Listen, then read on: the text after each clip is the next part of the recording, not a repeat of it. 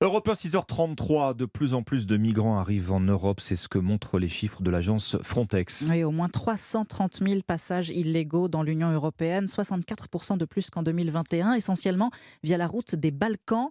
Dans la Manche, plus de 71 000 franchissements irréguliers ont été recensés, principalement depuis la France. Entre la France et le Royaume-Uni, l'immigration s'est intensifiée et depuis le Brexit, les routes du trafic de drogue ont changé. Oui, c'est une information que vous révèle Europe 1 ce matin. Dans une récente note de la police française, les enquêteurs spécialisés confirment qu'une partie des trafics de stupéfiants s'est désormais reportée sur l'Irlande, William Molinier. Oui, il y a peu de contrôle au départ des ports français à destination de la République d'Irlande, qui fait partie de l'Union européenne. Une fois sur place, un citoyen britannique peut alors se rendre sans difficulté en Irlande du Nord et rejoindre le Pays de Galles, l'Écosse et l'Angleterre.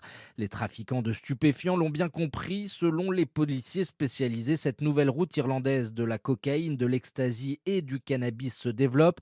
Deux raisons. D'abord, les liaisons en ferry se sont multipliées depuis Le Havre, Cherbourg, Saint-Malo, Roscoff et Dunkerque. Et avec le Brexit, les contrôles douaniers se sont renforcés sur le lieu de passage historique entre Douvres et Calais. Pour les éviter, certains trafiquants privilégient une route plus longue mais plus sûre. Plusieurs saisies de stupéfiants ont été réalisées dans le port irlandais de Rosslare sur des ferries en provenance de Cherbourg. 140 kilos de cannabis en mai dernier, 77 kilos cet été.